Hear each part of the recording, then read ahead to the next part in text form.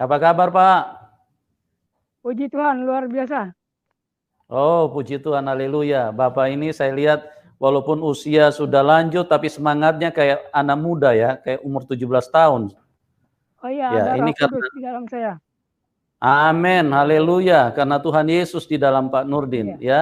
iya, Terima betul. kasih Pak Nurdin ya, Bapak mau hadir dan mau bersaksi pada malam hari ini Iya, tentang apa yang sama-sama. telah Tuhan Yesus kerjakan di dalam kehidupan Bapak, bagaimana Bapak bisa pindah meninggalkan keyakinan sebelumnya, dan bagaimana caranya Tuhan melawat, menjamah dan mengubahkan kehidupan Bapak.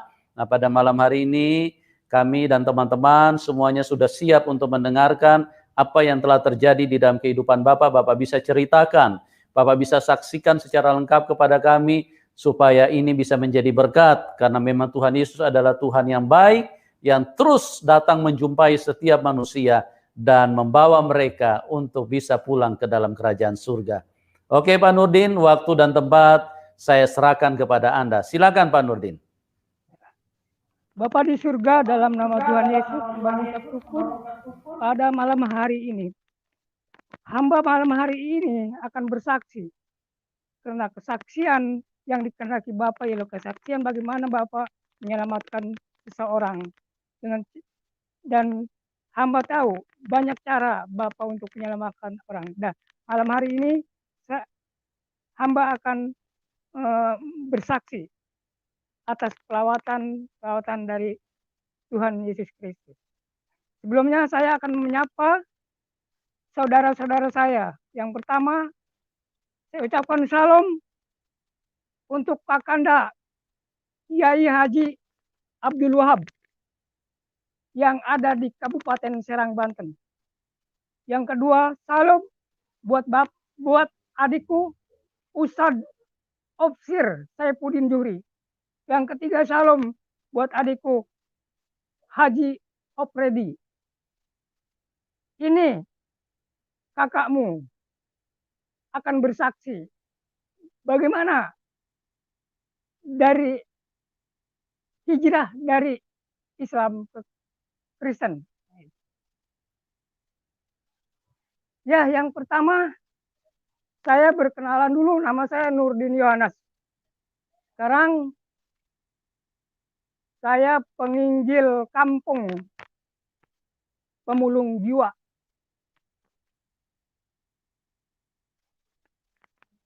Saya melihat catatan orang tua. Saya dilahirkan pada tahun 1956. Kalau di KTP 1957 karena gara-gara foto. Jadi usia saya sekarang 64 tahun. Nah, saya dari keluarga Islam. Bapak saya dulu penghulu.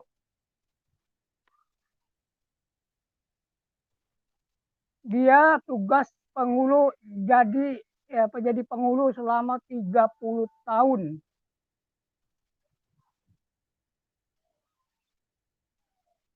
Pada waktu itu saya sempat menggantikan orang tua saya karena diperintah oleh kepala desa.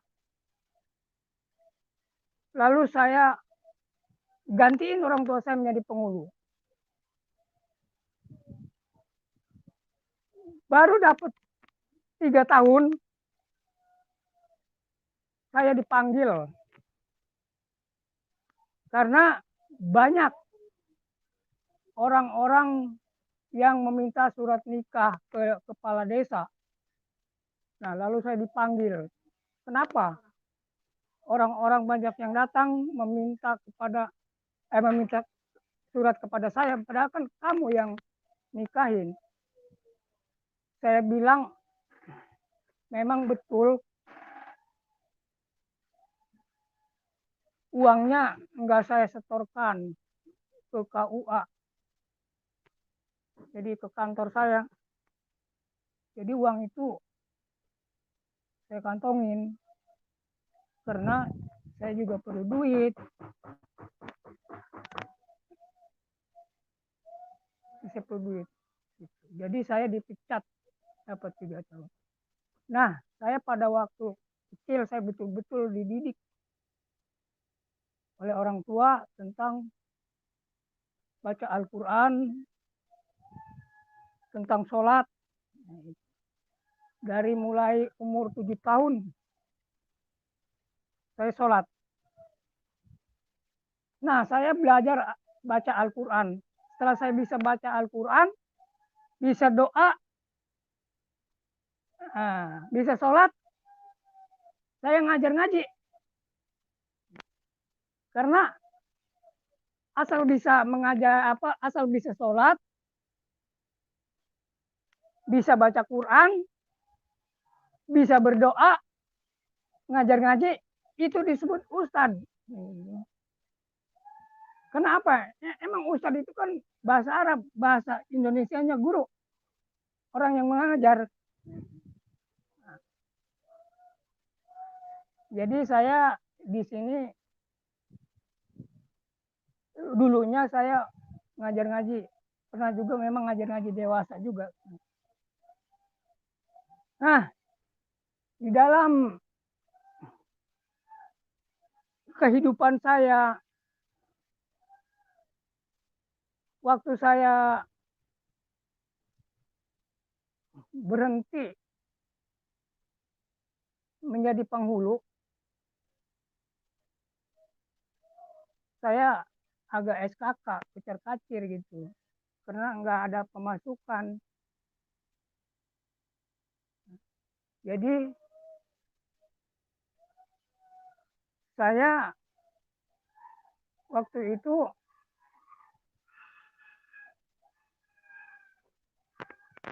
waktu jadi penghulu itu baru menikah 1 kali. Ya puji Tuhan, istri yang terakhir ini yang keempat. Jadi saya saat ini punya anak dengan istri yang ini yang hidup 7. Terus cucu 11. Nah, karena di waktu itu saya hidup kucar-kacir, saya ikut transmigrasi ke Sumatera. Pada waktu itu saya baru punya anak 1. Di Sumatera saya dijadikan kepala dusun, terus juga dijadikan seksi agama di LKMD pada waktu itu. Karena itu pada waktu itu tahun 80-an. Di sana pun saya ngajar ngaji juga. Bilang orang di sana saya juga ustad. Jadi dapat 12 tahun saya transmigrasi, keluarga pengen pulang. Lalu harta yang ada di sana dijual. Begitu pulang sampai ke Tangerang, sampai ke tempat semula, uang yang saya bawa itu dapat 2 bulan ludes. Kucar-kacir juga. Jadi kalau kata bahasa Sunda mah bingung temanggi tungtung, susah temanggi lebah.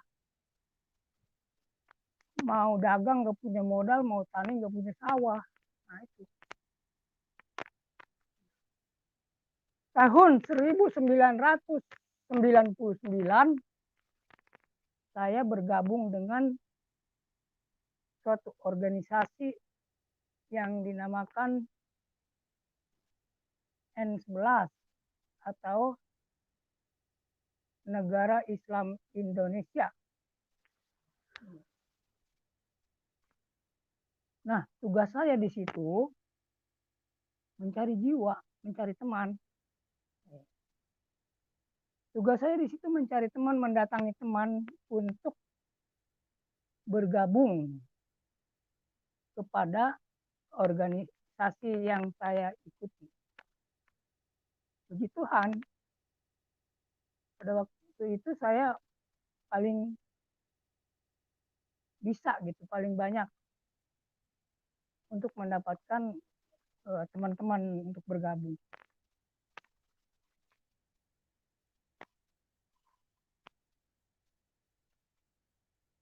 Pada suatu saat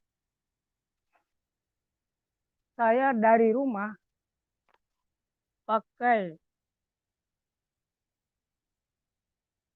sepatu keren lah itu.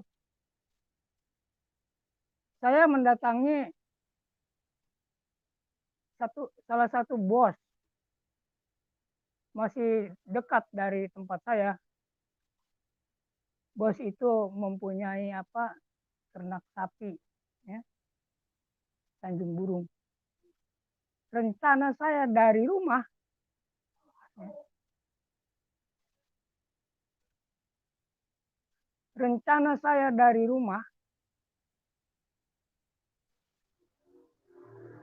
orang tersebut saya akan ajak bergabung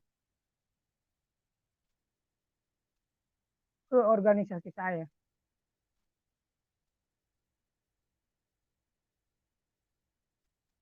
Begitu saya sampai ke tempatnya, saya diskusi atau ngobrol ya tentang agama gitu.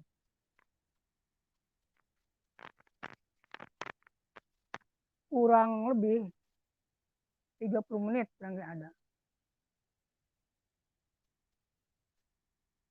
Nah, begitu mau pulang, mau permisi pulang, nah si bapak itu masuk ke kantornya. Begitu keluar dia bawa 2 buah buku. Dia bilang begini, nih Pak Nurdin, saya pinjemin buku. Saya bilang, buku apa Pak? Ini baca aja. Nah, saya lihat buku itu yang satu Alkitab, yang satu buku hadis. Tebal-tebal bukunya. Nah, begitu dia ngasih buku,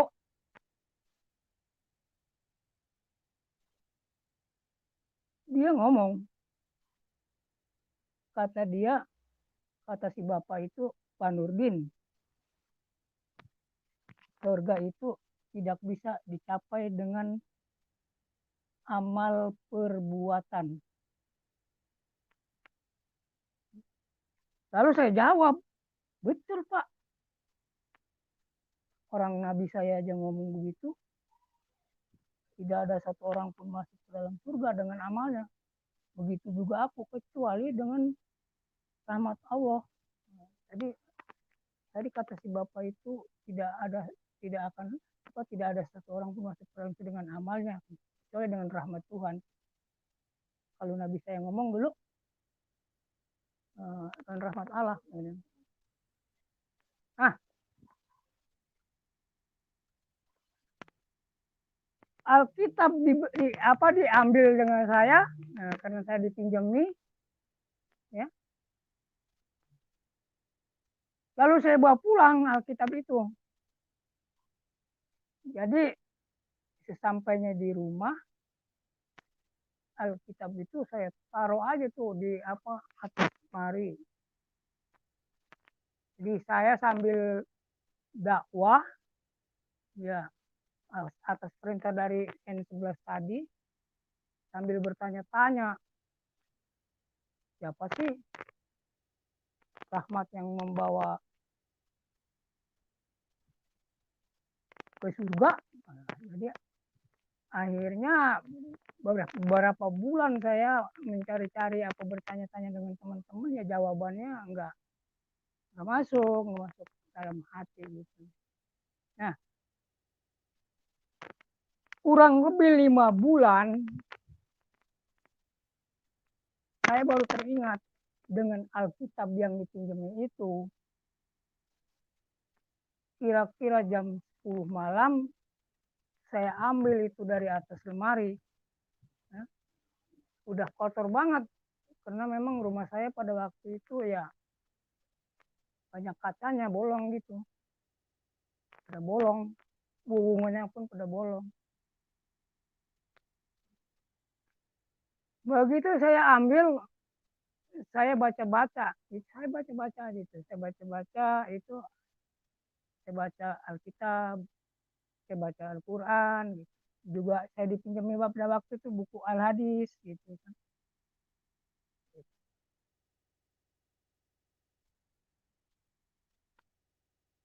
Nah, beberapa bulan saya baca-baca Alkitab dan Al-Quran.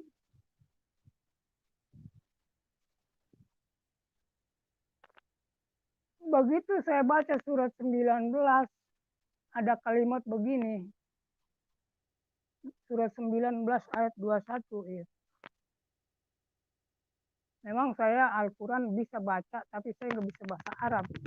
Bisa baca Al-Quran, tapi bahasa Arab saya nggak bisa. Jadi kalau ada yang bertanya bahasa Arab, tapi saya nggak bisa. Nggak bisa. Nah, di situ ada kalimat di surat 19 ayat 21, suatu bukti dan rahmat dari kami, yaitu bercerita tentang Isa Al-Masih. Tentang Isa Al-Masih. Saya merenung, jadi apakah memang ini Isa Al-Masih yang bisa membawa ke surga? Nah, atau pelantara yang ke surga, saya bilang dalam hati saya kan, pada waktu itu.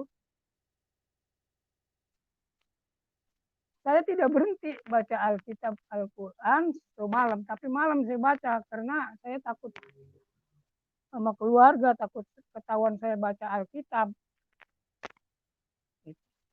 Malam saya baca. Nah, begitu saya baca, ketemu lagi itu. Di dalam surat Az-Zuhruf kalau nggak salah ya. Ayat 61. Kalau saya nggak lupa, begini bahasa Arabnya. Wa innahu la'ilmu lis-sa'ati fala tamtaruna biha wattabi'uni hadza siratum mustaqim. Bahasa Arab. Jadi bahasa Indonesianya, sesungguhnya Isa Al-Masih itu mengetahui hari kiamat. Janganlah kamu ragu, ikutilah aku, ini jalan yang lurus.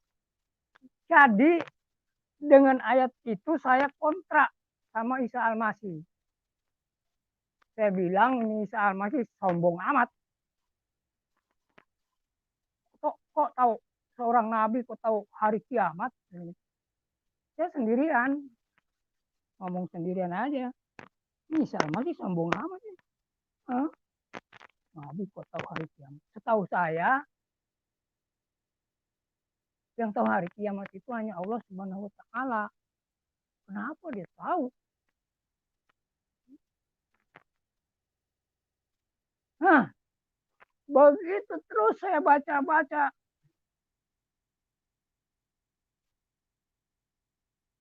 Alkitab seayat, Al-Quran seayat, gitu kan. Baca-baca. ketemulah itu ayat di pertengahan, kalimat di pertengahan surat 4 ayat 171 yang bunyinya begini. Innamal masihu Isa ibnu Maryam wa rasuli wa kalimatuhu. Bahasa Indonesianya, sesungguhnya Isa ibnu Maryam itu seorang rasul dan dijadikan dengan kalimat. Nah, di situ saya baca, saya renungkan, lalu saya ilustrasikan sendiri malam-malam. Saya seperti orang gila gitu kan. Jadi saya katakan kalimat Allah berarti, kalimat Allah Subhanahu wa taala. Jadi Allah ucapannya turun, pret ya. Jadi Isa Al-Masih. Allah ucapannya turun ke bumi, dimasuki ke Maria, dijadi.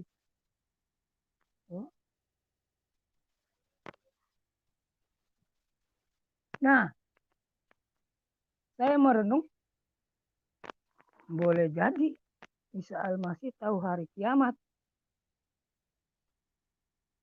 Karena dia omongan Allah. Isa Al-Masih ucapan Allah jadi Isa Al-Masih. Karena apa? Kalau omongan atau ucapan itu antara yang ngucapin dengan ucapannya jadi satu. Oh iya. Nah, barulah saya ngerti bahwa antara Isa Al-Masih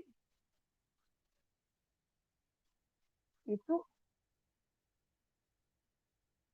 satu dengan Allah Subhanahu wa taala. Nah, itu. Saya sendirian aja, Pak. Baca, saya pun baca Alkitab malam. Jadi sambil cuma telinga juga karena saya takut sama anak, istri. Nah, itu.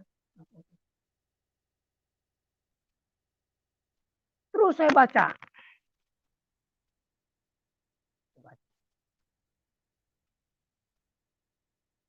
Nah, ketemu dengan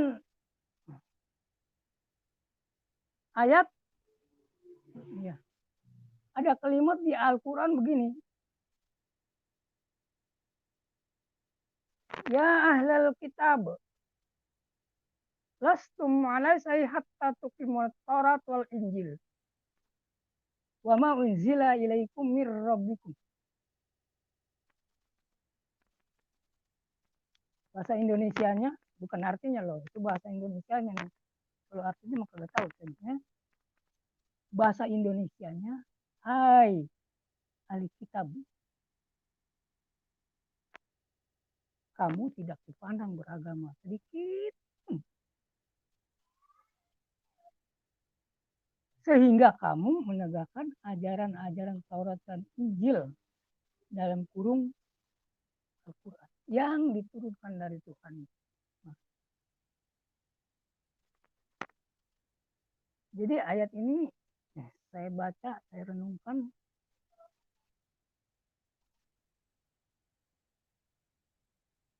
Lama-lama ya saya buktikan.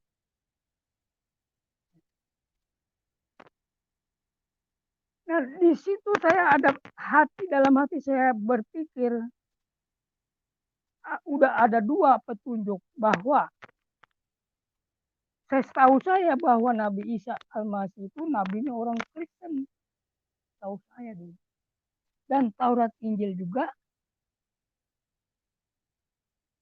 itu punya orang Kristen. Nah,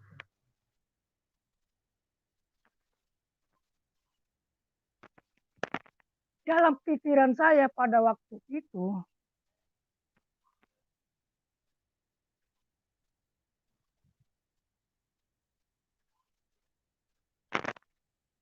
apakah saya ini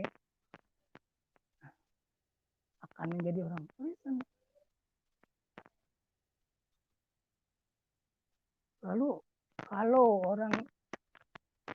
masuk Kristen berarti murtad.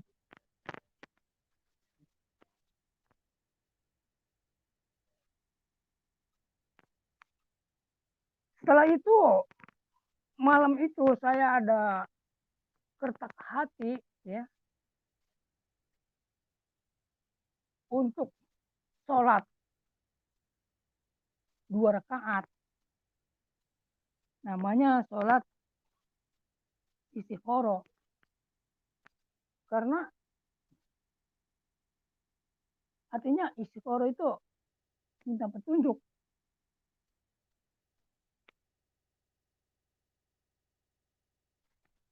Setelah itu, karena pemikiran kalau saya beralih atau berhijrah kepada Taurat Injil, meninggalkan Al-Quran, saya orang murtad. Sedangkan murtad itu banyak orang bilang, orang-orang bilang orang murtad itu neraka tempatnya. Nah, begitu saya habis sholat, saya berdoa, minta petunjuk.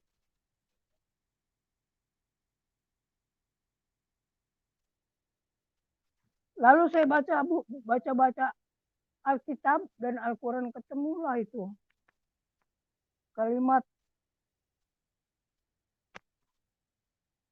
di surat 5 ya, ayat 54.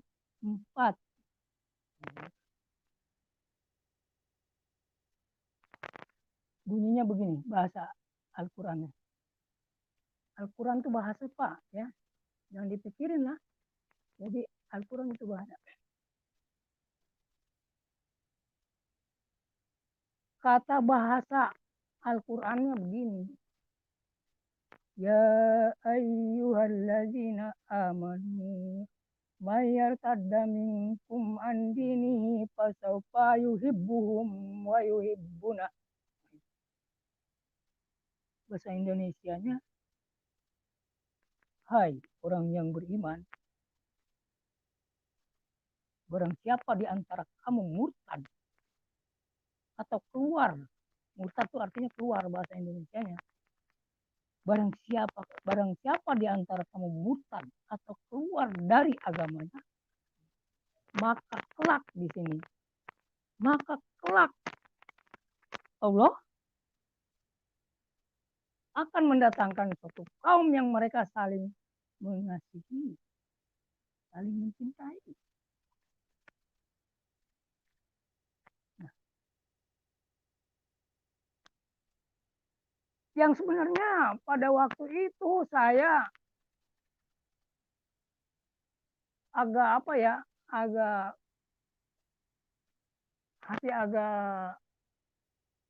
selama apa, karena murtad itu yang katanya, orang murtad itu yang katanya masuk neraka. Begitu saya baca ayat ini, hai orang yang beriman, barang siapa di antara kamu murtad atau keluar dari agamanya, maka kelak Allah akan mendatangkan satu kaum yang mereka saling mencintai. Nah, artinya ayat ini menghibur saya, membuat hati saya senang kembali gitu. Nah, senang kembali. Nah, itu. Jadi setelah saya baca-baca Al-Quran itu, saya pada waktu itu enggak cari ayat-ayat ayat-ayat lain atau kalimat-kalimat lain. Yang saya cari ya yang berkaitan dengan Isa Al-Masih.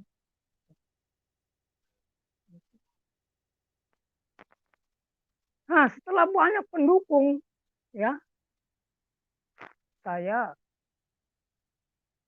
dipanggil Tuhan, didukung bukan dengan manusia, tapi didukung dengan kalimat-kalimat yang ada di Al-Quran.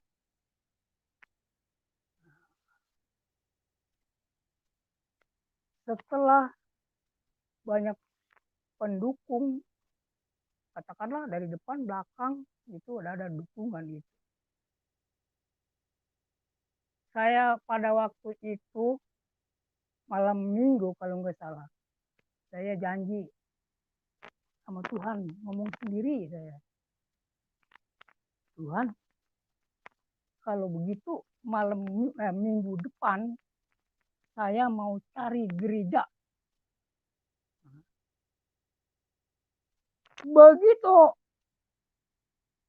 minggu depan malam minggunya, minggu yang besoknya yang akan saya janjikan saya mau ke gereja, saya maju mundur. Kira-kira jam 10 saya baca-baca Alkitab dan saya maju mundur. Jadi enggak ya besok ke gereja? Jadi enggak besok ke gereja? Nah, saya maju mundur. Karena ada rasa takut, ada juga rasa malu. Masa Ustaz ke gereja-gereja, mantan penghulu kok ke gereja-gereja, dalam hati saya. Apa kata dunia, apa kata tetangga, apa kata istri, apa kata saudara. Nah, begitu saya habis ketakutan, pada waktu itu jam 11, kalau nggak salah jam 11 malam. Saya punya anak yang ke-6 itu umur 6 tahun lebih. Namanya Yeni. Dia ngomong. Kata dia ngomongnya begini, Mbah, jangan takut. Mbah, jangan takut. Nah, lalu saya datangi anak saya itu. Saya bilang, dong. Pokoknya anak itu tidur. Waktu itu saya anggap, wah, anak saya ini ngelindur, kesengsem kali ya. Gitu. Tapi bahasanya menunjuk ke saya. Mbak, saya sedang ketakutan, dia ngomong, Mbak jangan takut, Mbak jangan takut 2 kali. Orang saya lagi ketakutan mau ke gereja. Begitu ada ucapan dari anak saya tadi, hati saya semangat. Besok jam subuh jam 4 saya udah bangun,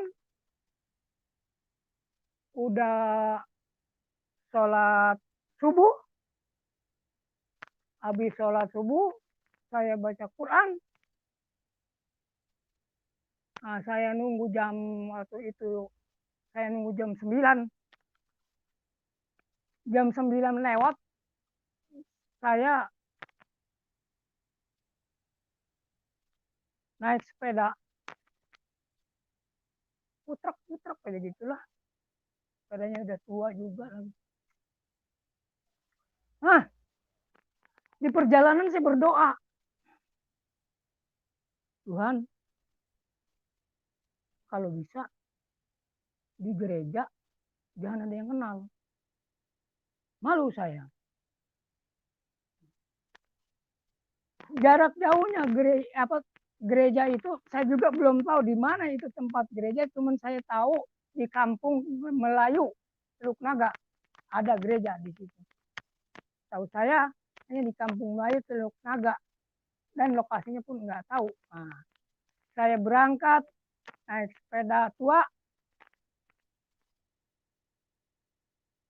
Begitu saya lihat ada pelang menunjuki ke gereja. Wah, ini pelang itu di pinggir kali. Ini gereja nih, jalan gereja. Saya mengkol ke kanan dari rumah saya, kurang lebih jarak jauh dari rumah saya sekitar 6 kilo kali adanya. 6 kilo. Begitu celingak-celingak di mana gereja. Ada orang ada ibu-ibu yang sedang menyuci pakaian di pinggir sungai. Waktu itu saya tanya, Bu, saya tumpang tanya, Bu, tanya apa, Bang? Gereja di belah mana, Bu? Ngapain ke gereja-gereja? Oh, enggak Bu, saya mau ngadu ayam. Oh iya, abang kalau mau ke gereja itu balik lagi, ya, balik lagi nanti mengkol ke kanan, mengkol ke kiri, ke kanan, balik lagi mengkol ke kiri, ya. Begitu mengkol ke kiri, ya betul saya lihat ada gereja di situ. Di depan gereja itu lapangan gereja luas dan banyak tukang beca. Dan di situ ada rupanya kebetulan ada orang Chinese itu banyak ayam aduan. Jadi saya enggak benar lah. Jadi enggak bohong. Ada mau ngadu ayam saya bilang. Padahal enggak ngadu ayam. Begitu datang ke situ sepeda saya taruh di pinggir pagar. Saya jalan ke pintu gerbang gereja.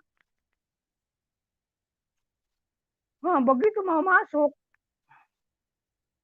itu ada yang menyapa saya, tukang beca. Kata dia, "Hoi, Bang Nurdin, salah masuk." Nggak jadi saya masuk. Saya datangi si tukang beca itu. Kata tukang beca, "Mau kemana Bang Nurdin?" "Mau nganter proposal." "Oh iya, Bang Nurdin pasti dapat. Karena apa? Orang Kristen baik-baik nanya. Saya di sini setiap minggu dikasih sembako." Kata tukang beca kan gitu. "Bang Nurdin pasti dapat. Buat apa? Ininya. Proposal ngajuin apa?" Kan? "Buat musola." Balik terus saya ceritanya. Masuk saya ke gedung gereja. Saya pengen duduk di depan. Saya dikasih warta, lalu saya masuk ke depan, cari tempat duduk, pengen duduk di depan, udah penuh. Saya balik lagi, ternyata di dalam gereja ada juga yang tenang. Waduh, tadi doa saya nggak dijawab ya. Saya bilang, "Tuhan, kalau bisa di gereja jangan yang kenal. Ini 2 orang yang kenal, tukang beca sama yang di dalam gereja pula kenal." Nah, Pak Nurdin. saya ya, Pak Nurdin. halo. Pak, mic-nya agak didekatin ke mulut, Pak. Suaranya Oh ini agak ya, kecil. Ya. suaranya kecil ya Pak ya? Padahal Iya. udah gede saya ini. Oh iya. Nah, dari tadi Iya. kita pasang-pasang telinga, kayaknya makin kecil makin ke sini. Oh iya. Oh ini mic-nya ya Pak ya? Ya. Oke, Pak. Lanjut ya Pak. Sudah, Ya lanjut ya. sekarang sudah jelas. Nah, ya. Udah halo? Halo udah ya? Ya. Sudah jelas, silakan. Ya. Begitu di dalam gereja, begitu saya biluk dari depan disapa. Pak Nurdin mau kemana? Saya bilang mau ikut sembahyang. Ya, duduk sini duduk. Duduk di pinggirnya.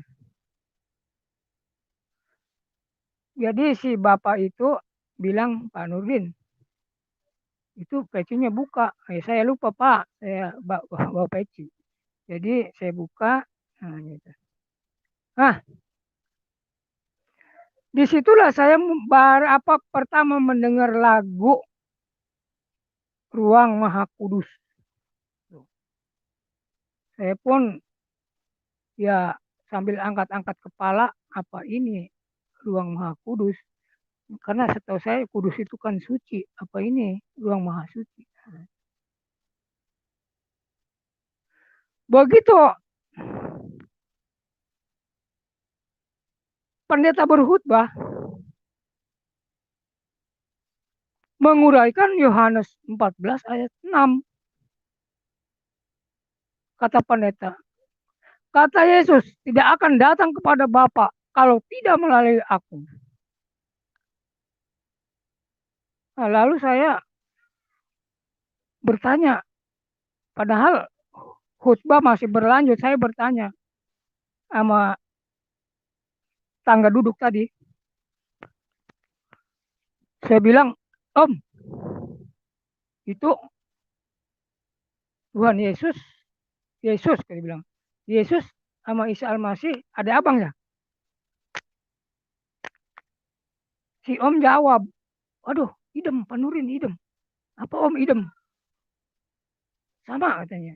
Maksudnya kalau Isa Al-Masih itu sebutan orang Islam, kalau Kristen Yesus Kristus. Itu jawabannya. Padahal saya mau menyamakan kalimat gitu kan. Di sana kalimatnya wattabi'uni haja siratal mustaqim. Ikutilah aku, ini jalan yang benar, jalan yang nah, begitu selesai ibadah, saya langsung pulang, kagak permisi lagi, karena saya punya waktu saya kecil umur 10 tahun, saya dapat kalimat dari orang tua, kata dia, kalau orang Islam masuk Kristen di gereja dipandiin. Habis dipandiin, dikasih minum air abu. Udah dikasih minum, menjerit. Lupa baca Quran, lupa orang tua, lupa saudara. Itu jadi begitu saya ibadah, ingat sama kalimat-kalimat itu, pulang. Kagak permisi. Minggu besoknya balik lagi saya, datang lagi. Minggu ketiga datang lagi. Begitu minggu ketiga pulang, itu ketemu teman di jalan. Teman saya ngomong, "Loh, dari mana?" Saya bilang, saya dari gereja. Wah, yang bukan doang. Masa Ustadz ke gereja ngapain? Ya udah nggak percaya. Tanya lagi, yang bener lu dari mana? Nggak saya jawab dengan mulut. Saya kasih tuh warta. Begitu dia baca warta, hah? Bener lu berarti dari gereja. Ngapain bohong? Kan tidak ada gunanya untuk bohong. Oh iya, iya, iya. Singkat cerita, pulang, dia ke kampung dia, saya ke kampung saya. Dia ke rumah dia, saya ke rumah saya. Begitu dapat 3 hari dia datang ke rumah. Dia cerita, Den, gue mau ikut ke gereja lah. Hush, jangan berisik. Jangan berisik, ini keluarga saya aja belum ada yang tahu dong, jangan berisik. Lu gue ikut ke gereja dah. Nih, begini. Kalau mau ikut ke gereja, nih gue diatur. Kamu sebelah barat, saya sebelah timur. Nih, emang di sebelah barat ada? Ada. Ini nanti saya tunjukin. Nah, dia saya ajak ke sebelah barat ya, dari rumah saya. Saya sebelah timur gereja saya. Ceritanya dapat beberapa bulan, 2 bulan lah, kurang lebih 2 bulan, dia datang lagi ke rumah saya. Dia ngomong begini, Den, lu kapan dibaptis? Waduh, gak tahu sih mah baptis ini. Ye, Pak, gua mau dibaptis bulan 7, tanggal 27. Lu besok, minggu besok tanyain pendeta lu, kapan lu dibaptis? Oh iya dah, saya tanyain. Begitu saya minggunya saya ke gereja, saya tanyain, Om, katanya orang Islam masuk Kristen dibaptis. Ya, Pak Nurdin. Cuma di sini aturannya tahun. Jadi Pak Nurdin harus mengikuti setahun dan mengikuti katekisasi. Oh, setahun baru dibaptis. Bagaimana kalau saya besok mati? Gitu. Saya bilang. Dia diam. Udah, saya nggak menghiraukan tentang itu. Beberapa lama datang lagi tuh teman saya. Gimana? Kapan kamu dibaptis? Waduh, saya menunggu 1 tahun. Udah, kalau gitu kamu pindah ke gereja saya. Akhirnya saya pindah.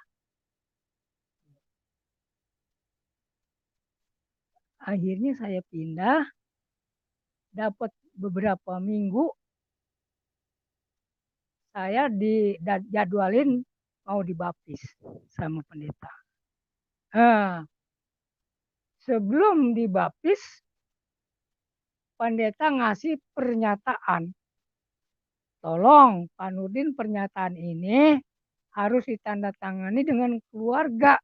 Waduh, Pak, saya aja sampai hari ini keluarga saya belum ada yang tahu. Baru Pak Andi aja tuh yang tahu.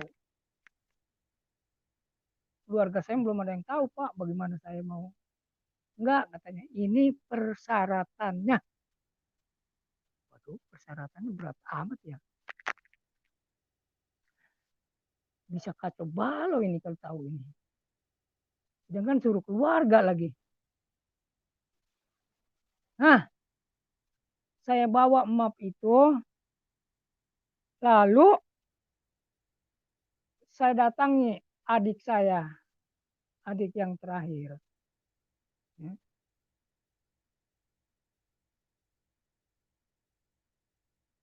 Begitu saya kasih map, saya bilang, Jun, tolong tanda tangan ini. Begitu dibuka, dia bengong. Hah? Abang mau jadi orang Kristen? Gak usah banyak cerita, tanda tangani aja. Ditanda tangani aja, karena dia nurut sama saya, adik saya yang terakhir. Tanda tangani aja. Puji Tuhan. Begitu udah selesai tanda tangani, saya bawa. Saya anterin ke pendeta. Ini Pak. Oh iya, iya. Hah, Pak Nurdin siap. Ya, tanggal 11 Agustus 2002 pada waktu itu. Pak Nurdin dibaptis. Siap dari rumah, baju salinan. Terus saya tanya, Pak, enggak, bukan saya tanya. Dia yang, ya saya tanya waktu itu. Saya di mana baptisnya? Di Tangerang, di kolam. Waduh Pak, kalau bisa saya jangan di kolam, di baptisnya. Di mana? Maunya di laut. Oh iya. Jadi saya dibawa ke laut sama pendeta. Laut Tanjung Kait namanya. Setelah saya dibaptis, ya,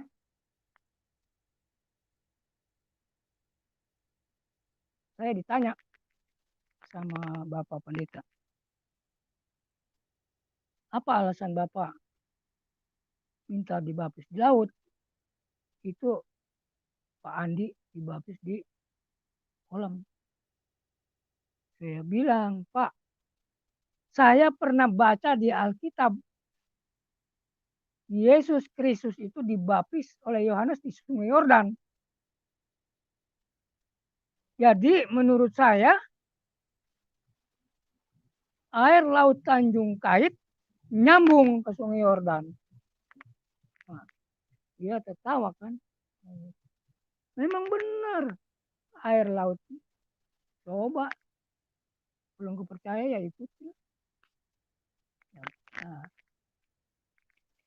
pada waktu itu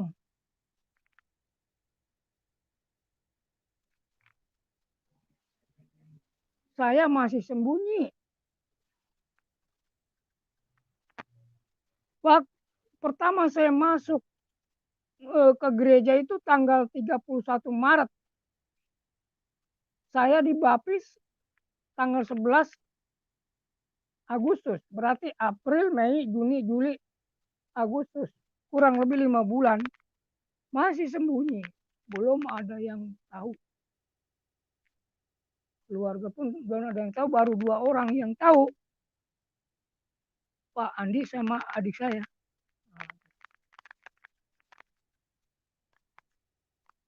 Saya nyapa dulu sama Pak Andi nih yang ada di Madura. Dia pelayanan di Madura.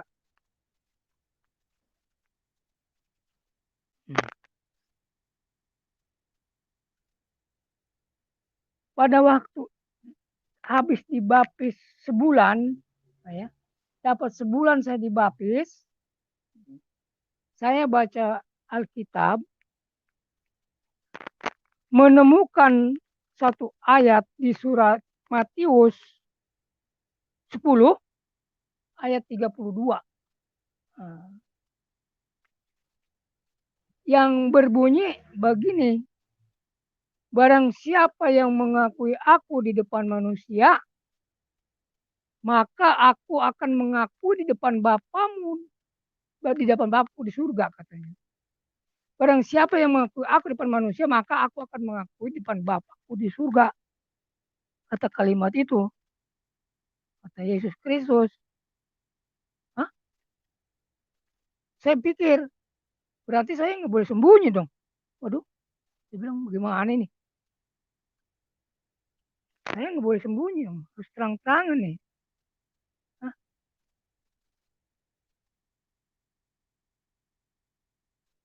Hah? Pada malam itu juga saya nulis-nulis, ambil buku, saya nulis-nulis surat, jadi bikin konsep, bikin konsep kartu keluarga untuk mengganti agama dari Islam ke Kristen. Saya bikin konsep itu, konsep kartu keluarga. Udah selesai, besok pagi saya bawa ke RT karena harus diketahui kan oleh RT.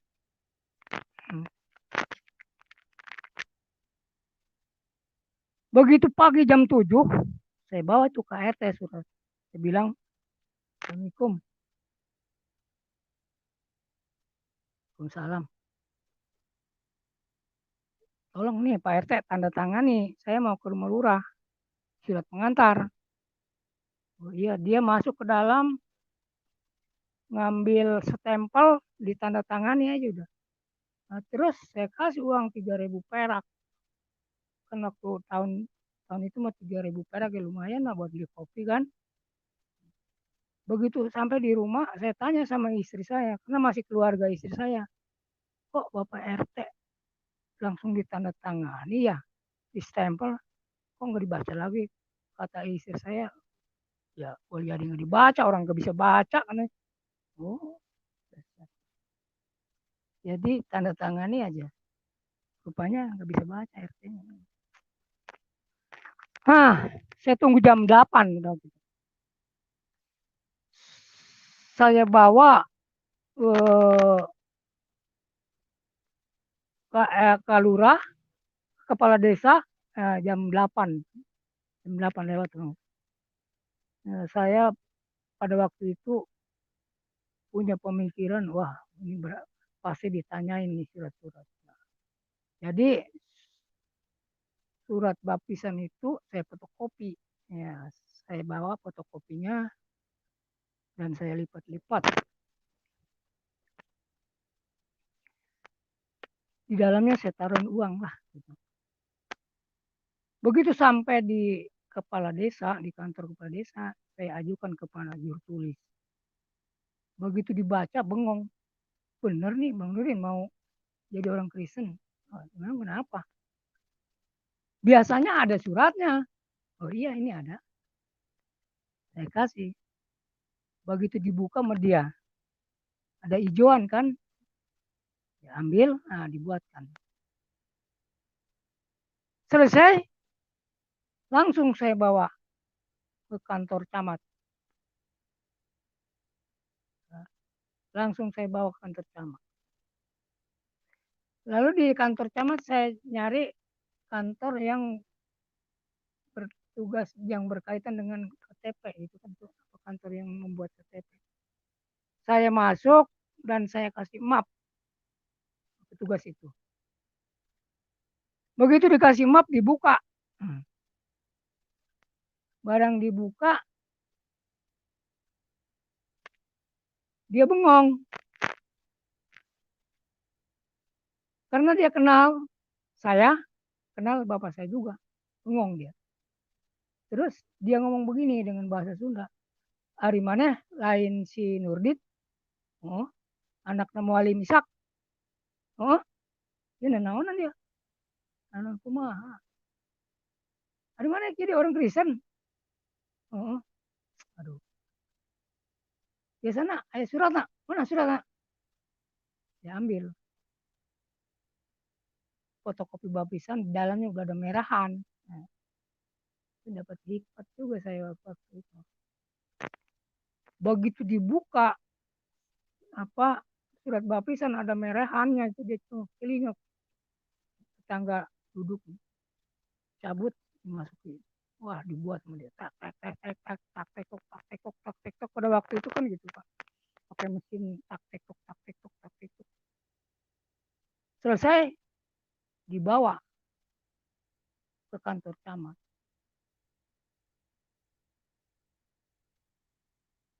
Barang dari keluar selesai itu. Puji Tuhan, saya buat KTP ya kurang lebih 4 jam. Itu selesai. Biasanya bikin KTP itu apalagi pindah agama. Nggak pindah aja, kadang-kadang sebulan, 2 bulan baru selesai. Nah, langsung si bapak itu ya memanggil saya, yang membuat mengetik itu yang kenal sama saya, kenal sama bapak saya. Saya dipanggil ke belakang kantor. Dia siap, kata dia ke bahasa Sunda dia. Dia siap den. Yuk ke dia. Ayo ngobrol dengan dia ya. Terus kata dia, hari mana masih bisa baca Quran? Bisa. Nah, neta artinya surat Tilu Al-Imran ayat 19. Coba baca. Saya baca lah, orang saya juga hafal itu. Inna dina indallahi Islam. Yang artinya bahasa Indonesianya sesungguhnya agama yang diridhoi di sisi Allah Islam. Pak Nurdin. Ya. Suaranya kok kecil lagi Pak? Agak didekatin ke mulut Pak mic-nya Pak. Oh iya Pak ini. Dekat Pak. Gitu Pak. Itu baru mantap itu. Iya. Dia bilang, iya dia bilang, kamu masih bisa baca Quran nggak? Bisa. Apa artinya surat 9 ayat 3 ayat 19? Inna dina indallah Islam. Artinya sesungguhnya agama yang diridhoi sisi Allah agama Islam. Kenapa? Kamu masuk Kristen? Marah-marah dia. Lalu saya balik tanya.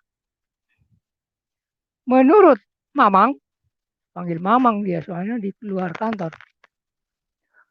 Menurut Mamang, apa sih artinya agama?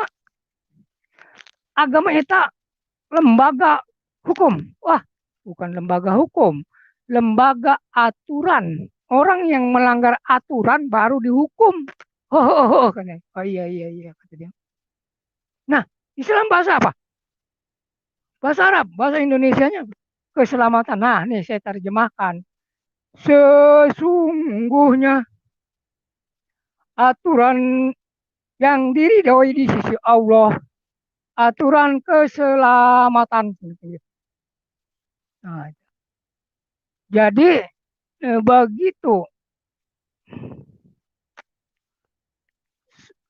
langsung saya tembak dia. Saya bilang, Mang, saya jadi orang Kristen, suruh Al-Quran. Waduh, matanya melotot. Kenalan sia, ayat beraha, anu nyuruh dia jadi orang Kristen. Saya bilang, di sini ada Al-Quran enggak? Yang ada terjemahannya.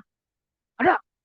Ambil dia, Pak, ke majelis orang dekat di depan saya itu waktu itu majelisnya. Depan saya ngobrol. Sekarang saya baca bahasa Arabnya, Amang bahasa Indonesianya. Surat berapa? Surat Al-Maidah, Mang, ayat 58. Saya baca bahasa Arabnya. Ya ahlal kitab lastum ala syai hatta tuqimuna Taurat wal Injil wa ma unzila ilaikum mir rabbikum. Hai ahli kitab. Di apa namanya dibaca, Mang, baca, Mang, itu terjemahannya, Mang. Hai ahli kitab, kamu tidak dipandang beragama sedikit pun sebelum menegakkan ajaran-ajaran Taurat Injil dalam Quran yang diturunkan dari Tuhan kamu. Saya bilang, Mang, waduh, nggak kedengeran. Coba baca satu kali lagi. Dibaca sama dia satu kali lagi. Jadi 2 kali dia baca. 2 kali dia baca. Begitu dibaca 2 kali, dia tutup itu Al-Quran. Lalu saya ngomong, Mamang percaya enggak sama ayat yang saya baca tadi, sama kalimat yang saya baca tadi? Kalau Mamang enggak percaya, kata kalimat begini, Innal ladzina kafaru wa kazzabu bi ayatina ulaika ashabun nar. Sesungguhnya orang kafir itu orang yang tidak percaya, orang yang mendustakan ayat kami. Neraka. Nah, begitu saya baca ayat itu, langsung Pak saya diusir pulang. Dalam hati saya, puji Tuhan, nah, diusir. Nah, dah. Pulanglah saya dari kantor kecamatan. Berarti yang baru tahu saya jadi orang Kristen, adik saya, Pak Andi, di kantor desa dan di kantor kecamatan. Begitu pulang dari habis bikin KTP, ngeganti kartu keluarga, pindah agama, saat beberapa hari saya baca-baca Alkitab. Ada di Alkitab ada firman begini, jangan kamu takut dengan manusia, takutlah kepadaku. Hah? Pada waktu itu yang saya takuti ibu saya. Karena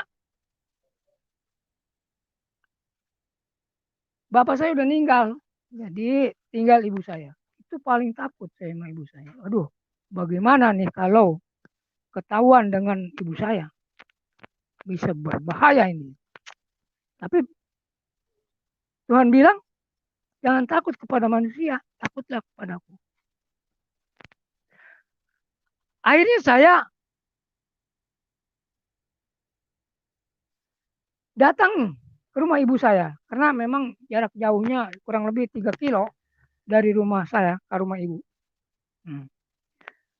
Begitu saya datang ke rumah ibu, itu adik-adik saya lagi kumpul duduk di atas balai. Bapak tahu nggak balai? Begitu saya naik ke atas balai, di tengah-tengah, saya bilang, nih, ada kabar baik. Menyambut banget tuh, adik-adik saya, adik ipar segala. Nih, ada kabar baik. Saya cabut itu KTP. Terus, nih, baca KTP, abang. Dibaca dengan adik ipar saya. Nurdin Yohanes. Umur, tanggal lahir 10 Desember 1957. Agama Kristen. Nah, begitu dia lihat, dia baca agama Kristen, menjerit-jerit yang baca itu ipar saya. Manggil ibu saya. Ibu, lihat nih, Bang Nurdin pindah agama jadi orang Kristen. Nah, begitu keluar ibu saya bawa tongkat. Wah, saya siap aja nongkrong. Begitu dia mau beding saya lompat dah. Wah, ini bahaya nih. Begitu keluar dari dalam rumah, karena ibu saya badannya besar, jadi mari bawa tongkat. Begitu dia berdiri di atas balai, di depan balai itu, dia di depan anak-anak adik-adik saya mantu-mantunya ngomong begini, sekarang mah udah dewasa, udah kenal mana yang baik, mana yang buruk. Wah, begitu ibu saya ngomong begitu, saya gebrak meja. Haleluya. Artinya ibu saya tidak melarang, tidak menyuruh, melarang enggak. Yang ngomong sekarang udah dewasa katanya. Udah tahu mana yang baik, mana yang buruk. Waduh, saya gebrak itu meja. Haleluya. Puji Tuhan, udah mulai banyak yang kenal.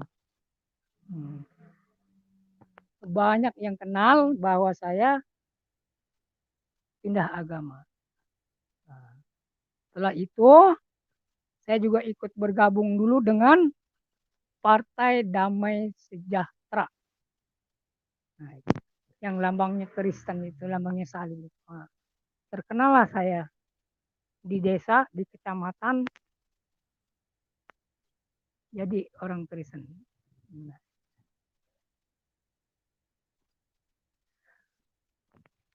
beberapa lama saya jalan-jalan, karena pada waktu saya habis dibaptis itu saya seperti orang sontoloyo, kayak orang kebingungan gitu Pak ya. Jadi kayak orang serba salah saya waktu habis dibaptis.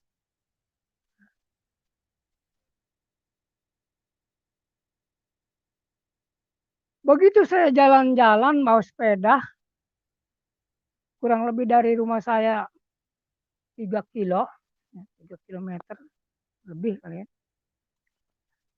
Itu ada teman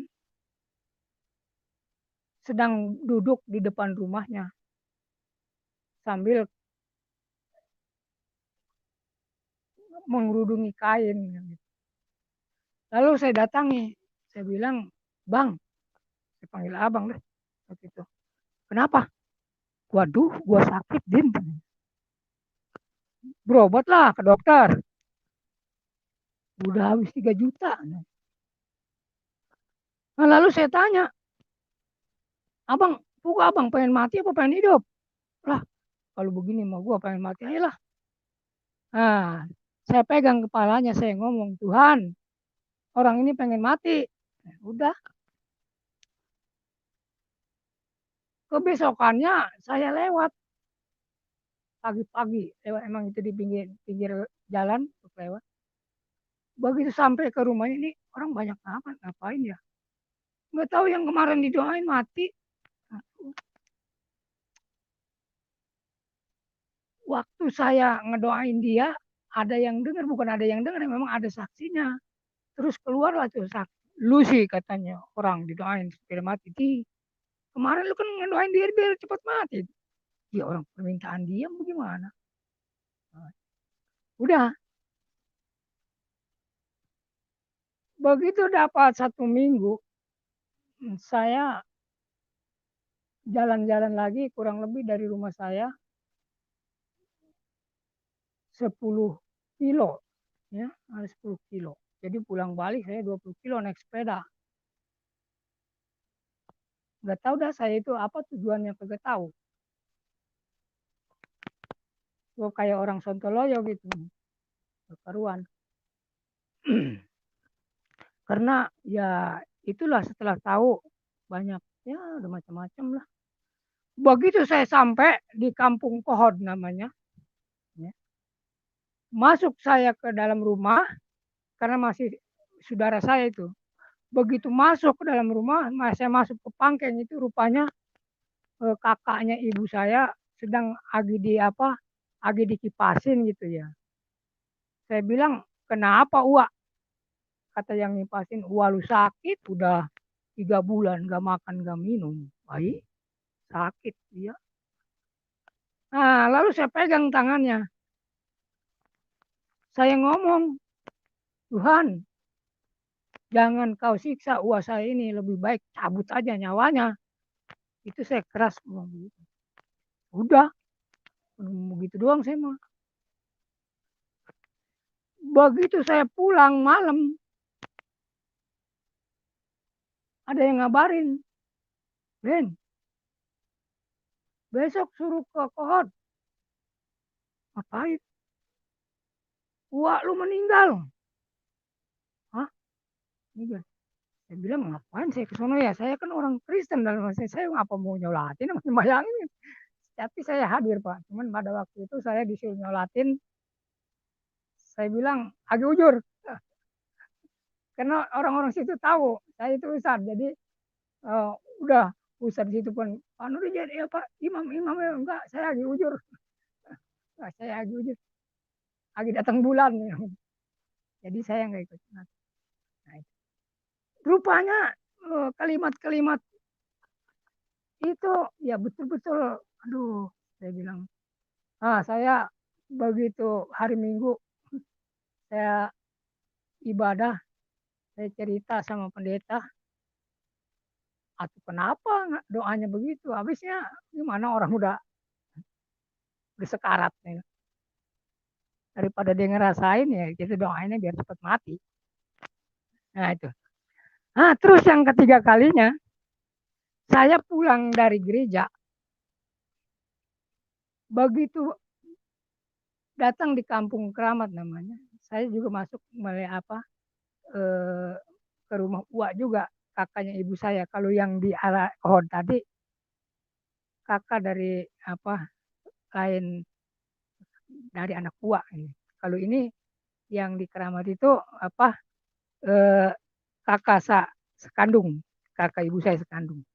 Nah dia lagi sakit, udah nggak bisa daya upaya, cuman matanya aja kelip-kelip. Nah lalu saya tidur bersama dia. Tidur bersama dia, sama orang sakit itu, sama uak saya itu. Di situ saya sedang tidur, saya kira ada suara apa. Dia ada suara di kuping tuh, uakmu ini akan pulang hari Sabtu. Pada waktu itu hari Minggu kan, saya pulang dari gereja. Wah mau pulang ke mana hari Sabtu kan gitu. Udah, pulang saya ketemu sama ponakan saya bilang, Tok, Uak tuh Uak Anah namanya Anah. Mau pulang dia hari Sabtu. Wah, Sabtu kapan? Nggak tahu. Sabtu aja nih. Oh, kencang kayak Tuhan aja. Iya, gue mau kira dapat suara doang. Begitu hari Sabtu mati. Itu yang saya kasih tahu. Bahkan gua mati hari Sabtu datang ke rumah. Dia bilang, Tuhan, suruh ke sono. Saya bilang, lu ngomong apa? Iya Cang, suruh ke sono. Apa? Gua mati. Pencang ngomong sama saya agi hari Minggu. Gua bakal pulang. Ya sekarang dia udah pulang no, mati. Suruh ke sono. Udah, jadi saya datang. Di banyak teman-teman juga Ustadz belum tahu saya kali. Saya disuruh nyolatin segala macam. Udah, saya agi ujur. Saya agi ujur. Nah, itu.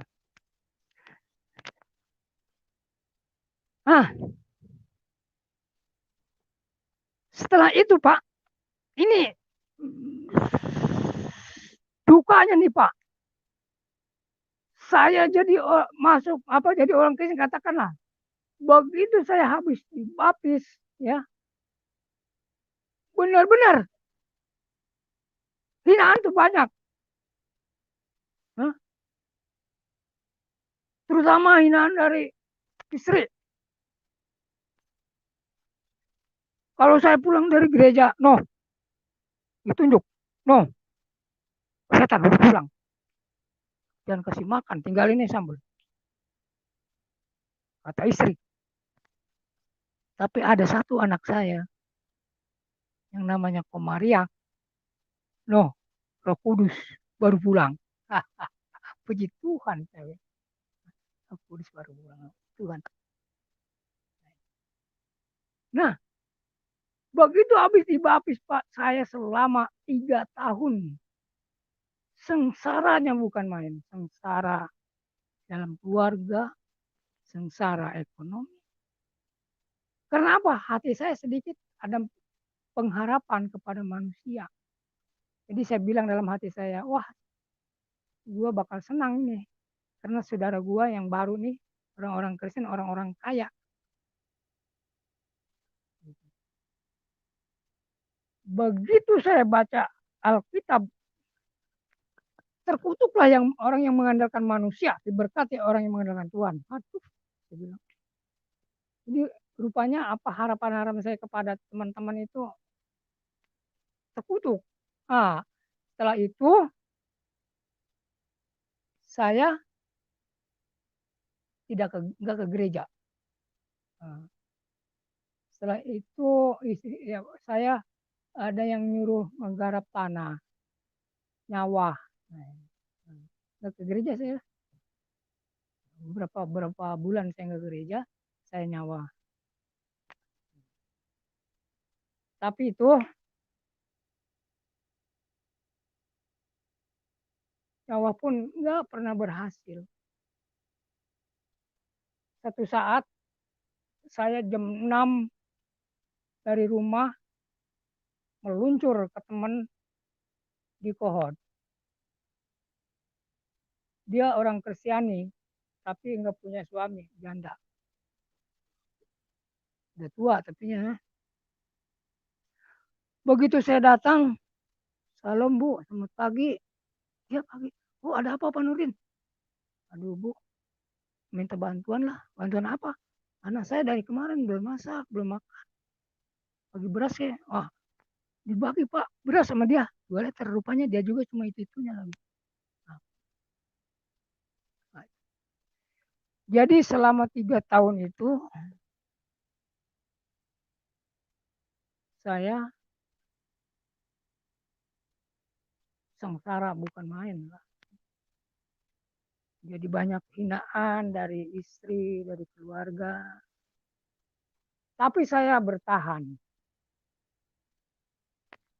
Saya setiap malam angkat tangan kalau istri saya lagi tidur.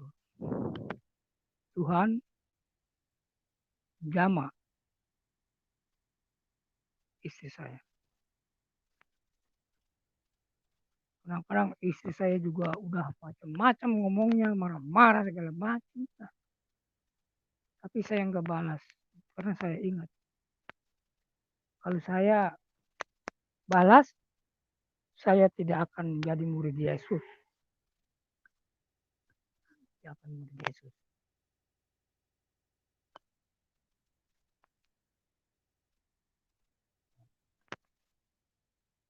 Setiap malam saya berdoa angkat tangan untuk istri saya terutama. Nah, Pak bayangin 10 tahun Pak. Bukan waktu yang sedikit. 10 tahun. Sengsara lahir batin. Tapi saya bertahan. Karena saya ingat kalau saya putus asa, saya tidak akan jadi murid Yesus. Bertahan. Nah, pada satu saat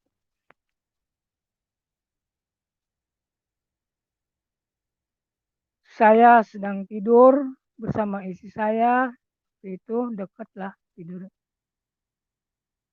Tapi tidurnya nggak berendeng sih, cuma deket aja gitu. Istri saya ngomong gini, sekarang mah kita udah lain akidah. kata istri saya. Sekarang mah kita udah lain akidah.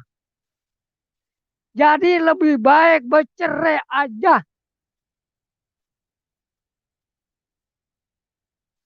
Saya jawab, ayolah kalau mau bercerai. Akhirnya istri saya berdoa. Dia berdoanya begini. Ya Allah, sambil narik nafas. Ya Allah, kalau Kristen itu baik, jadikan saya satu dengan suami saya. Kalau Kristen itu tidak baik, pisahkan saya dengan suami saya. Lalu saya ngomong, tunggu aja tanggal mainnya. Siapa yang doanya dijawab?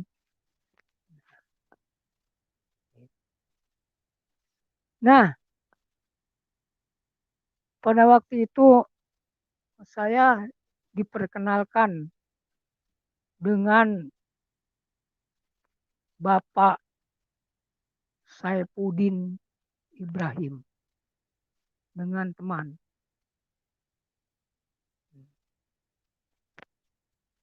Jadi yang memperkenalkan saya kepada Saifuddin Ibrahim itu sudah almarhum Bapak Gideon namanya.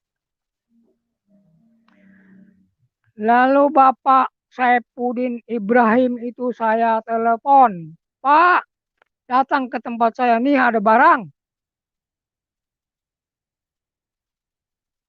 Dia jawab, barangnya ada berapa? Cuma satu. Datanglah dia ke tempat saya. Begitu datang ke tempat saya dan ada bersama teman, dia bawa teman, bawa tim. Dia ke rumah saya di dalam sama teman-teman berdoa. Nah, dia memanggil istri saya keluar. Dia bilang begini, Bu, dengerin nih saya ngomong. Saya nggak perlu makanan ibu, nih dengerin nih saya ngomong. Jadi diinjili. Diinjili istri saya. Setelah itu ada program AMC yang diselenggarakan oleh Bapak Alek Leo Puncak. Nah pada waktu itu saya hubungi kaum ibu-ibu dari sana, suruh datang ke tempat saya. Lalu datang. Nah, akhirnya singkat cerita istri saya diajak sama teman-teman dari tempat saya ada 11 orang ibu-ibu saya bawa 11 orang kalau misalnya ibu sama bapak ada bapaknya dan ada ibunya 11 orang pada waktu itu. Di sana di puncak itu di apa ya ditatar lah tentang hal-hal kekristenan. Lalu pas habis apa seksi bapisan, selesai seksi bapisan, keluar saya cari di mana ini istri saya. Begitu saya cari-cari istri saya rupanya udah memakai baju putih mau dibapis. Nah, saya datangi, terus dia memeluk saya, minta maaf yang sering menghina. Saya bilang, nggak usah kamu minta maaf. Kalau orang Kristen sebelum kamu minta maaf sudah dimaafkan. Ya puji Tuhan. Ya. Jadi itu kurang lebih 10 tahun. Ya, 10 tahun. Bukan main perjuangan 10 tahun. Dihindari oleh istri yang satu rumah. Mana tahan. Kalau bukan karena Yesus Kristus.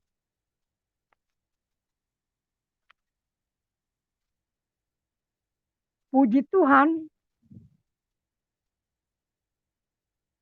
yang tadinya pemikiran kacau balau,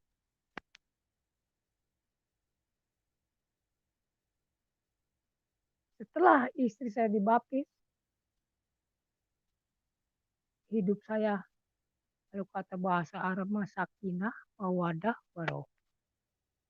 Karena saya mengikuti pria sejati dan istri saya pun ikut wanita bijak. Puji Tuhan sampai hari ini. Jadi pada tahun 2012 ya Pak ya. Memang saya masih keadaan SKK, kucak-kacir gitu kan dalam hal ekonomi. Nyawa kemarin itu hanya beberapa kali langsung tempatnya diuruk.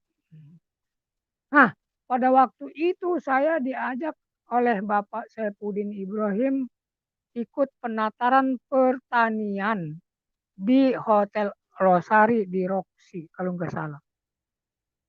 Jadi yang memberikan sebagai pengajarnya yaitu dari Malaysia, dari Australia, dan dari Amerika. Jadi saya ada insinyur pertaniannya, kan? Setelah mengikuti penataran, saya kan bertanya, ini yang ikut penataran pertanian, satu orang pun gak ada yang punya sawah. Mau diterapkan di mana ilmu? Yang akhirnya saya disuruh cari kontrak sawah oleh Bapak Saifuddin Ibrahim. Dimodali sama dia. Kontrak sawah pada waktu itu. Tuhan, sampai hari ini saya bisa kebikin rumah. Dan memang sangat baik Tuhan Yesus sama saya. Istri saya kalau di sawah dia berdoa. Begini doanya. Tuhan, saya punya anak 7. Kalau bisa, ini dia ngomongnya kalau bisa lagi. Tuhan, saya punya anak 7. Kalau bisa, anak saya jangan sampai ada yang kontrak.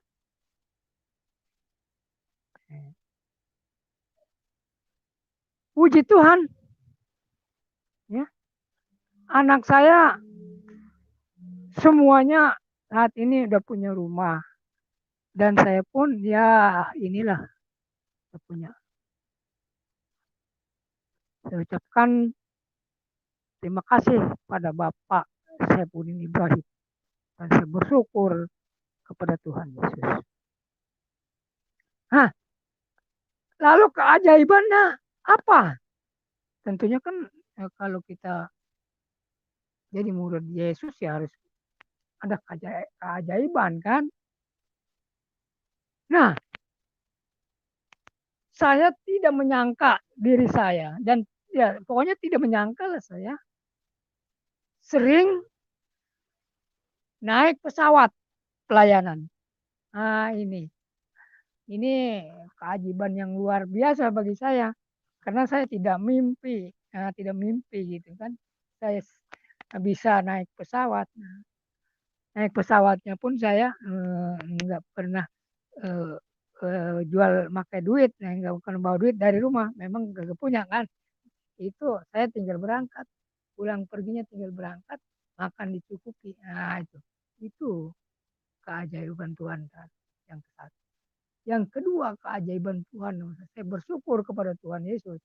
Nah, anak saya udah punya rumah semuanya, saya pun punya. Nah itu. Jadi tinggal saya ada satu lagi permohonan saya, rumah saya udah didak. Maksudnya pengen di tingkat ke atas, yang atas buat tempat pemuridan, tempat doa. Al-Hawariyun. Ngerti Pak? Al-Hawariyun.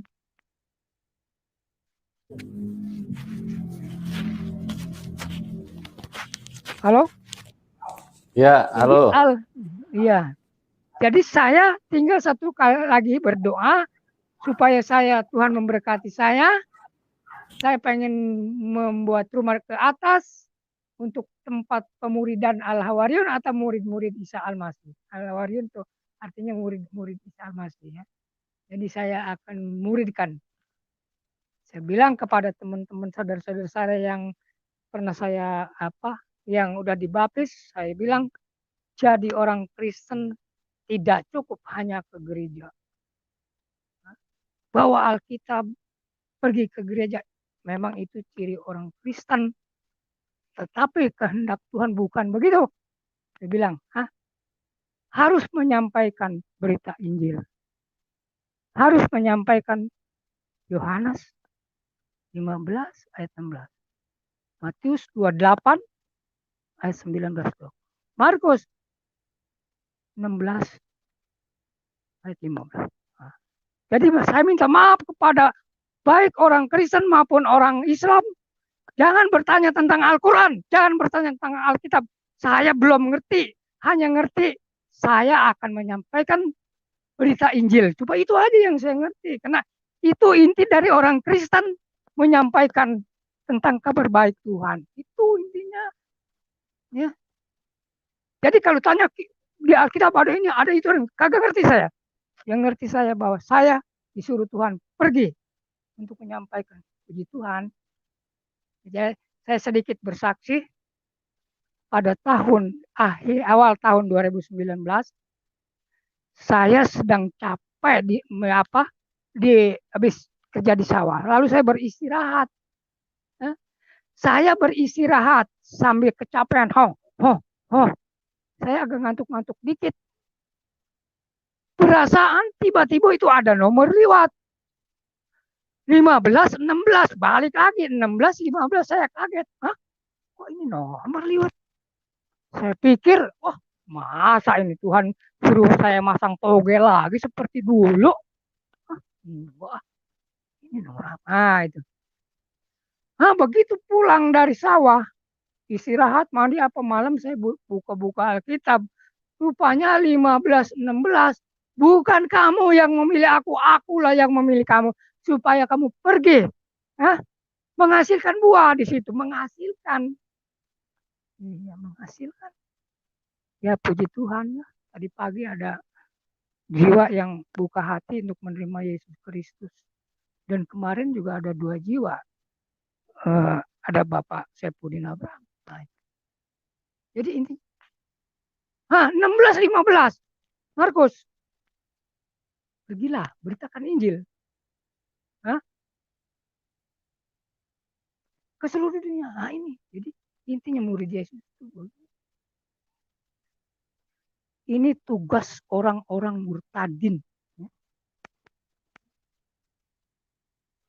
Saya menghimbau kepada orang-orang murtadin yang ada di Indonesia ini. Jangan mencari perdebatan. Perdebatan kita jadikan pertobatan. Kita lihat apa maksud Tuhan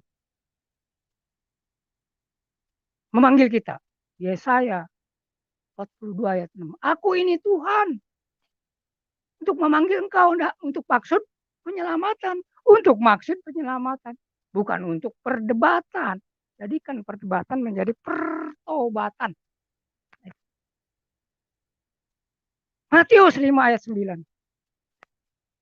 Berbahagialah orang yang membawa damai. Akan disebut anak-anak Allah. Ketika ya beritakan Injil. Itulah tugas orang-orang murtadin. Ya. Jangan sembunyi aja. Beritakanlah firman Tuhan. Baik atau tidak baik waktu ini. Himbauan ya. Ini sebagai himbauan kepada ke orang-orang murtadin yang ada di Indonesia. Karena saya 1 minggu punya HP yang ada YouTube-nya.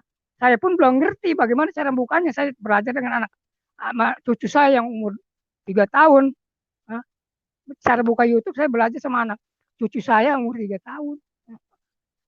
Gituan. Jadi saya lihat banyak orang-orang murtadin. Itulah. Jadi mari kita sama-sama bergerak. Firman Tuhan menentukanku berjuang teroreng. Firman Tuhan menentukanku berkorban teroreng. Maju bersama untuk melayani Tuhan. Mari kita memuja, mari kita memuji. Besarkan nama Tuhan. Firman Tuhan renungkan. Firman Tuhan lakukan. Firman Tuhan sampaikan. Jadi, puji Tuhan. Tuhan merubah kehidupan saya setelah saya dipanggil Yesus Kristus dan mau melakukan firman Tuhan, menyampaikan firman. Saya pergi karena saya punya pikiran saya ini, saya udah nggak mengharapkan tentang hal-hal dunia. Kalau saya mau mengabarkan firman Tuhan, dunia harta akan mengikuti di belakang saya. Itu pikiran saya sekarang. Makanya begitu Tuhan nyuruh saya pergi, saya waktu bulan kemarin setelah saya dikasih nomor 15, 16, 16, 15. Saya bilang, Tuhan, saya udah tua. Umur saya udah 64. Masa saya suruh pergi? Kemana saya pergi? Saya cuek aja tuh, Pak. Sama nomor-nomor itu. Nah, begitu dapat berapa bulan, ketemulah saya dengan sahabat saya namanya Alpis. Saya cerita. Saya disawab, dikasih penglihatan, nomor. Setelah saya pulang dari sana, nomor itu kalimatnya merintah saya pergi menginjil. Nah, kata dia begini, kata Pak Alpis. Udah kita buat program, kita melayani. Kemana? Rencananya ke 34 provinsi lah. Jadi kita mulai dari Aceh dulu. Kita turun. Saya bilang, dananya dari mana pun perlu dana buat makan, buat naik. Percaya, kalau Tuhan yang nyuruh, pasti Tuhan sediakan. Hah? Tuhan nyuruh, pasti Tuhan sediakan. Saya jadwal. Bulan 1 tanggal sekian saya jadwal. Pas pada waktu mau berangkat, itu punya uang 1,5 juta. Saya bilang sama teman saya tadi, kalau kita bisa naik pesawat, naiklah kita pesawat. Kalau nggak bisa kita naik odong-odong ke Lampung. Jadi kita ke Lampung dulu. Begitu malam Rebo, saya berangkat malam hari Kamis. Begitu malam Rebo ada persekutuan doa, saya diajak sama sahabat saya itu. Yuk kita doa. Di mana? Di Angklong. Begitu begitu ada doa, saya ikut doa. Nah, saya bersaksi tentang hal mau pelayanan ke Sumatera. Baru ada duit 1,5 juta. Kalau bisa saya naik pesawat, kalau nggak bisa saya naik odong-odong. Puji Tuhan, ada hamba Tuhan yang terketuk, yaitu Bapak Pendeta Yudi. Nggak tahu orang mana dia ya, saya nggak tahu tuh. Tahu orang Karawaci, tahu orang Cimonas. Udah Pak Nurdin, tenang. Nanti malam saya tambahin 2 juta. Saya minta nomor rekeningnya. Hah? Puji Tuhan nih. Dikasih nomor rekening. Malam-malam masuk nomor rekening. Jadilah saya berangkat ke berangkat naik pesawat. Dari mana? Dari bandara yang tujuannya mau ke Aceh. Tapi dari bandara ke Aceh agak sulit juga. Saya naik ke Medan. lapangan bandara apa itu namanya ya? Kuala Namo. Ya. Pada waktu itu 900 lebih, jadi 2 orang. 18 lebih, 18,5 lah ya. Jadi berarti kan 1,5 juta ditambah 2 juta ini masih ada. Masa sih? Begitu turun di pesawat, kemana ya? Saya ingat ada pendeta di sini, namanya Pak Agustinus. Kalau nanti turun dari Kuala Namo, ya cari aja gereja Gadi. Nah, ketemulah ceritanya itu gereja Gadi, gereja Allah di Indonesia. Ya. Pas ke situ, bapak pendetanya nggak ada, cuma ada anaknya. Nginep saya situ dua malam. Saya hari Kamis sore datang ke tempat itu. Hari Senin saya berangkat dari situ. Nah, lalu ditanya sama pendeta situ, Pak Nurdin, mau ke Acehnya, Aceh mana? Waduh, kagak tahu Aceh mana saya. Kalau bisa Aceh yang dekat aja dah sama Penan, supaya jangan jauh dulu. Ya, yang dekat itu Aceh Temiang sama Aceh Tenggara. Nah, dia bilang udah ke Aceh Tenggara aja. Nah, ya oke, dibawa saya ke travel, naik kelas dari situ saya menuju Aceh Tenggara, Kuta Cane.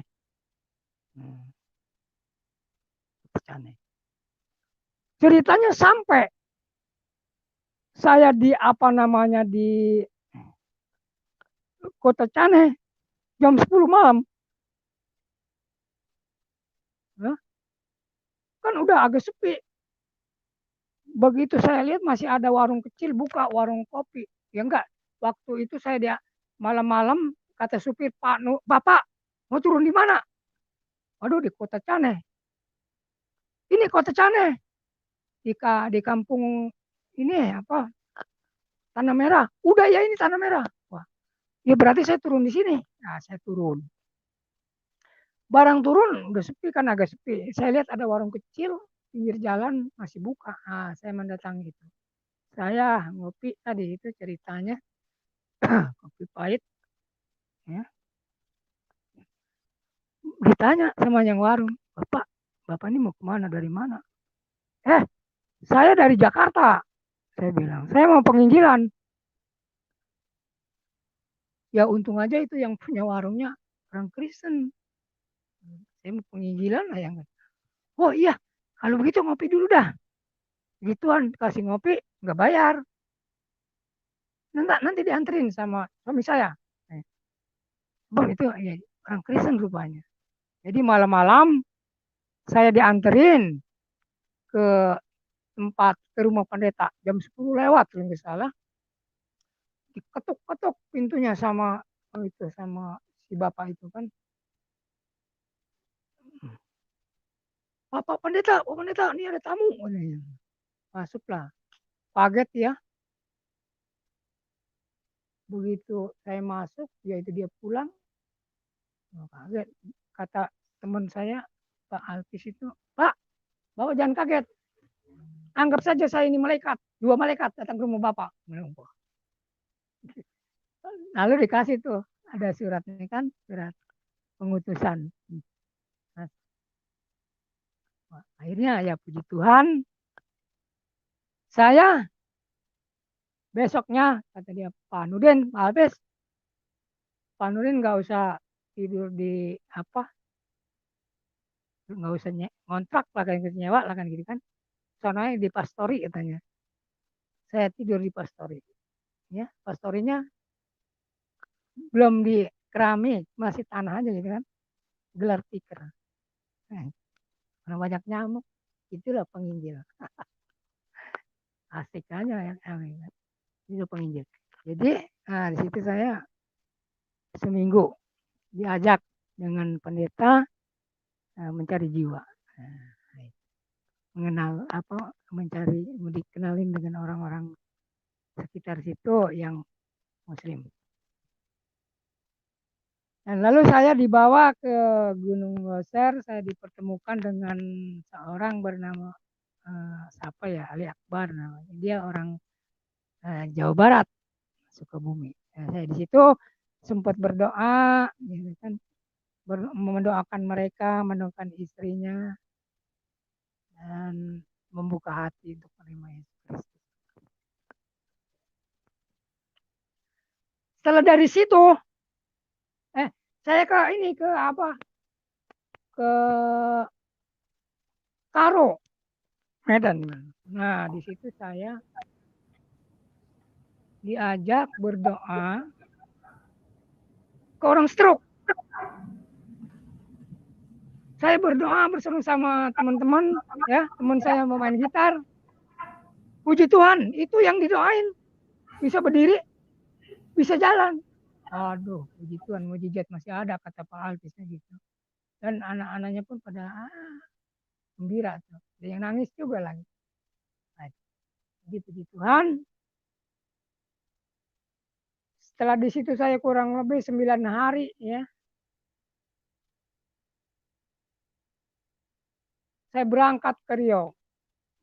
Nah, di situ saya kebingungan lah di Riau. Begitu sampai di Riau, di daerah transmigrasi, saya datangi ke musola.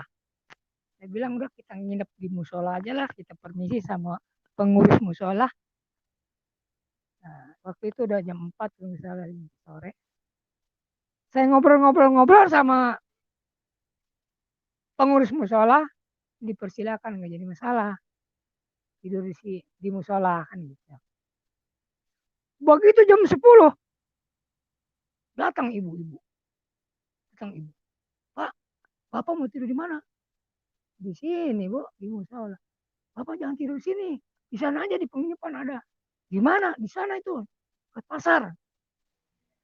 Diusir saya. Gitu, diusir saya. Berangkat saya malam-malam dari penginapan. Puji Tuhan, saya di daerah itu, saya jalan kaki berdua menyampaikan firman Tuhan, menyampaikan Injil pada ibu-ibu. Itu semuanya dipoto, ada di HP Pak Altis. Cuman saya nggak punya HP.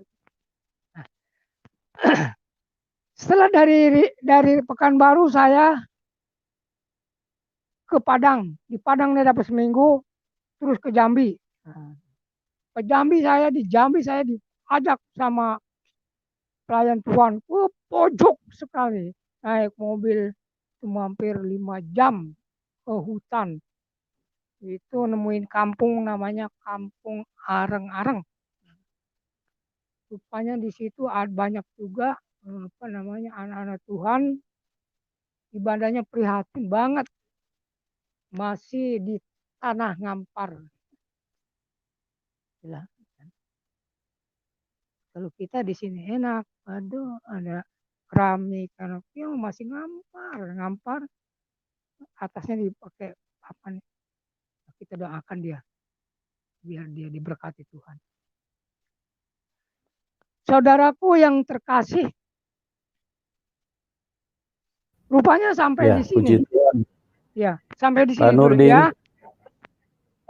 Ya, kita masuk ke ruang diskusi ya Pak, karena ini teman-teman sudah antri untuk mau berdiskusi dengan Bapak ya. Oke.